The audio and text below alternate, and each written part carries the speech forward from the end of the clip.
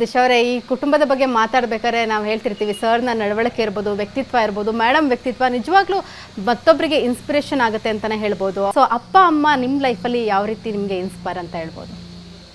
So I would say right now, at least as an adult, they have become more of my friends than appa amma. So ನನ್ನ ಲೈಫಲ್ಲಿ ಏನೇ ಆಗಲಿ, since I think I was around 13-14 ಬಾಪು, ಒಳ್ಳೇದೇನೇ ಆಗಲಿ ಅಮ್ಮಂಗೆ first ಹೋಗುತ್ತೆ. Problem ಏನೇ ಬಂದರೂ ಫಸ್ಟ್ ಕಾಲ್ ಹೋಗೋದು ನಮ್ಮ ಅಪ್ಪಂಗೆನೆ. We use to go to a book store. ನಮ್ದೊಂದು ಫೇವ್ರೆಟ್ ಬುಕ್ ಶಾಪ್ ಇತ್ತು, ಪ್ರೀಮಿಯರ್ ಬುಕ್ ಸ್ಟೋರ್ ಅಂತ. ಅಲ್ಲಿ ಕರ್ಕೊಂಡು ಹೋಗಿ ಎಷ್ಟು ಬೇಕಾದ್ರೂ ನಾನು ಬುಕ್ಸ್ ತೊಗೋಬೋದು, ದೇರ್ ಇಸ್ ನೋ ಲಿಮಿಟ್. ಅದಾದಮೇಲೆ he use to take me to my favourite restaurant, ಚೆನ್ನಾಗಿ ಊಟ ಮಾಡ್ತೀವಿ. Then he would ask questions, how is life, ಏನಾಗ್ತಿದೆ, what is happening. So one day he ask me, ನೋಡು P G ಮಾಡ್ತಿದ್ಯಾ, ಯಾರಾದರೂ ಇಷ್ಟ ಆಗಿದ್ದಾರಾ, ನಾವು ನೋಡಬೇಕಾ, ಇಷ್ಟ ಆಗಿದ್ರೆ ಹೇಳು, it might be a classmate, it might be a friend ಅಂತ. ಅವಾಗ ನಾನು ಯಾರೂ ಇಲ್ಲ ಅಂತ ಹೇಳಿದೆ.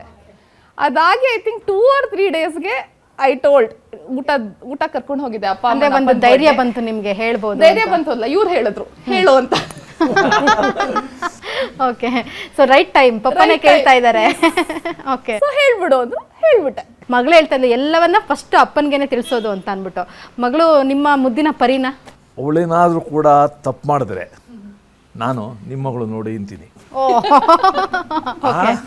ಅವಳೇನಾದ್ರೂ ಒಳ್ಳೆ ಕೆಲಸ ಮಾಡಿದ್ರೆ ನೋಡ್ದ ನಮ್ಮ ಮಗಳು, ಅದು ವಯಸ್ಸು ವರ್ಷ ಅವರು ಕೂಡ ಹಾಗೆ ಮಾಡ್ತಾರೆ.